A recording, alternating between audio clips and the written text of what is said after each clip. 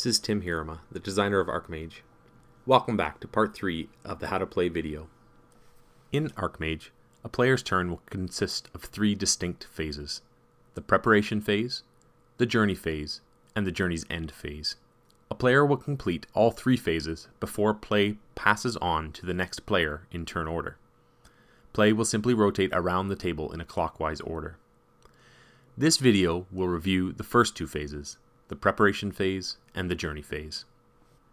The preparation phase is composed of 3 steps: remove all temporary spell tokens and effects, update and refresh the spellbook, and progress a planet towards conjunction. It is worth noting that the preparation phase is skipped completely for each player's first turn, but in later turns it will be crucial to properly perform this phase in order to keep the game running smoothly. One might think of it as an upkeep and timing phase.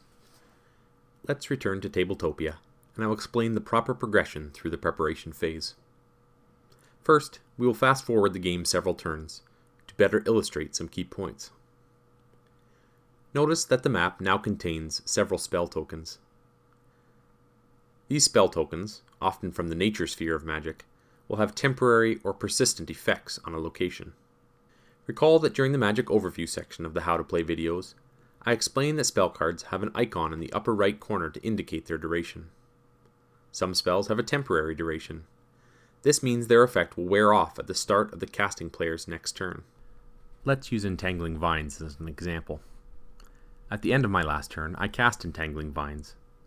This allowed me to place 3 vine tokens on Wilderness Hex locations that I control. Since the effects of the spell were not triggered by opponent mages, the spell tokens remained on the map. At the start of my current turn, during the preparation phase, I will return these tokens from the map back to the supply. Other spell tokens on the map that represent temporary spells cast by opposing mages are not removed at this time. For example, these Fiery Chasm tokens will remain in play until the start of the casting player's next turn. It is also worth noting that some spells are of persistent duration. For example, Wellspring is a spell that will also use spell tokens. However, because they are persistent, these tokens will not be removed at the start of the current turn. Only the spell card will refresh. This brings us to the second step in the preparation phase: update and refresh spellbook. In the game of Archmage, your current repertoire of spells is determined by the position of your apprentices on your tower board. The corresponding spell cards sit to the right of this board, below your spell mantle. When cast during your turn, a spell card is moved to a position above your mantle. This helps players to track which spells they have cast during the current turn, an important distinction as each individual spell can only be cast once per turn. Spells of immediate duration can be played face down once their text is resolved, but temporary and persistent spells should remain face up to remind other players of their ongoing effects. In the update and refresh spellbook step of the preparation phase, 2 things will happen. First, the player will refresh their spellbook by returning all spell cards above their mantle to a position below their mantle. They will then compare their current spell cards to the current position of their apprentices on the spell board. They must update their spellbook by adding any new spell cards gained in their previous turn. They must also remove spell cards for any spell areas that no longer contain an apprentice. This brings us to the final step of the preparation phase: progress a planet towards conjunction. An ancient prophecy has foretold the arrival of a new Archmage when the 6 planets align. These planets are depicted at the top of each player's tower board, and their movement towards conjunction will act as the timer for the game. The active player must select and move any one of the planets. The chosen planet moves a single space towards the central conjunction. Planets already in the center space can no longer be moved. Finally, when all planets have converged on the central space, the aspiring mage knows that they have begun their final turn. Furthermore, to help keep this phase interesting, there is some incentive for tracking the planetary movements. Each planet matches the color of a sphere of magic, and when a planet is moved, the active player gains 1 relic of the corresponding type. Thus, some forethought into how they will spend the rest of their turn can be important. Efficiency and careful planning to maximize yield is the path to the title of Archmage.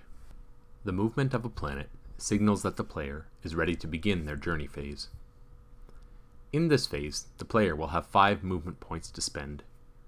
Movement points can be used to travel, explore, or attack.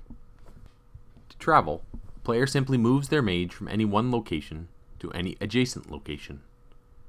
Restrictions on movement are few, but do include the following. A mage cannot enter a location where an opponent mage is currently standing. A mage cannot enter an opponent's mage tower. And finally, a mage must be wary of the central cursed tower location. Entering the old mage tower will put his company at risk, causing the death of one of his followers. This follower will be taken from his company and returned to the supply. The second potential use for movement points is exploration. To explore, a player must have previously traveled to a location that has not yet been revealed. Spending 1 movement point will allow him to flip the face-down tile to its face-up side. Performing an exploration will always yield a one-time benefit known as an exploration bonus. The nature of this bonus depends on the type of location that is discovered. Most commonly, a mage will explore a wilderness location. In this instance, the exploration bonus will simply be the discovery of 1 relic of the corresponding type. For example, if the player finds a library, they will gain a scroll as an exploration bonus. If they find a mine, they will gain a gem. Note that this bonus is only provided at the time of exploration. Subsequent travel back to this location will not yield another relic. This pattern of exploration and bonus holds true for 5 of the 6 relic types. However, there is no location that corresponds to the blood relic. Blood is gathered in a completely different manner, but more on this in a moment. The second type of location that can be explored is an outpost location. Note the different backing on these tiles compared to wilderness locations. When exploring an outpost, the player will find one of 2 different location types. One possible discovery is a camp. These locations represent the ramshackle dwellings that housed the descendants of the ancient mages. After the ending, the remaining mages and their families were cast out of the towns of the land. They had to establish new communities in fringe territories at the edges of the known world. However, magic is in their blood. When discovered, their camps will act as potential recruiting grounds for more followers to join your order. Specifically, as the exploration bonus, you may take a single follower from the supply and add him to your company. The second possible discovery in an outpost location is to find one of the hybrid race enclaves. Long ago, before the coming of the original Archmage, the mythic races sought to combine their magics and create something greater. But unlike the accomplishments of the human mages that would follow, for the mythic races, this experiment did not yield greater types of magic. Instead, new breeds of creatures were born with only a small measure of each of their ancestors' power. And then, when the human mages arose to rule, they structured their great city around the 6 unbroken spheres of magic, and the hybrid races could find no peace within its walls. They fled and were pushed to the very edges of the habitable world. And in time, they were forgotten. If rediscovered, their exploration bonus for their enclave will be to allow the initiation of 1 apprentice. Because the hybrid races have the magic of 2 spheres, the player may choose either one of the spheres and wish to perform this initiation. We have now discussed travel and exploration, but there is one more use for movement points.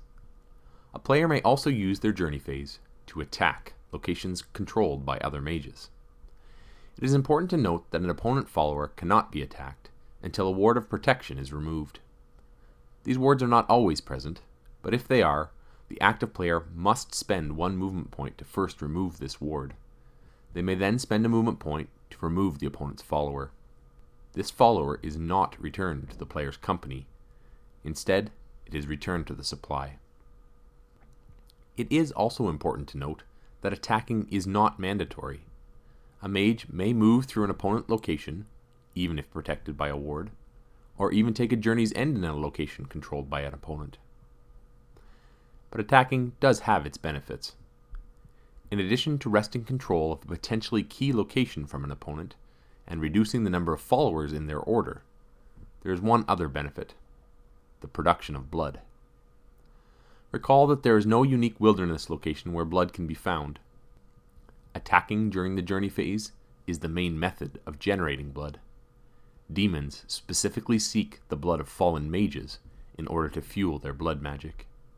Both the attacking player and the player who was targeted by the attack both receive one blood relic. In a 3 or 4 player game, the non-participating players do not receive any blood. Attacking is the final use for movement points. However, there is one other key concept which has been implied in the previous steps, but needs to be stated explicitly. The placement of a follower onto the map does not consume a movement point. Anytime a mage has traveled to a location that is explored but unclaimed, or he has removed an opponent follower to create a vacant location, he is entitled to seize control of this location. This control is indicated by placing one of his followers onto the map. Wilderness locations, towns, and camps can all be brought under the influence of a mage. However, the race enclaves, both the central mythic race enclaves and the peripheral hybrid race enclaves, are not able to be controlled. The races have decided to avoid becoming embroiled in human politics, and will equally support any potential candidate vying for the title of Archmage. Note that followers being placed onto the map must be taken from a player's company, not from the supply. If a player has no followers in their company, they cannot claim a location. Furthermore, once placed onto the map, a follower will not leave his post. They remain on their location until the end of the game, unless killed by an opposing mage. Thus, a mage must not only manage their supply of relics, but must also ensure a good supply of followers. More on this concept in the next video. This concludes part 3 of the How to Play video series. We have covered the preparation phase, which includes 3 steps. Remove all temporary spell tokens and effects, update and refresh the spellbook, and progress a planet towards conjunction. We have also covered the journey phase, in which a player may spend 5 movement points to travel, explore, and attack. Please proceed to part 4 to learn about the final phase of a turn, the journey's end. Thanks for watching. I hope you've enjoyed this How to Play video.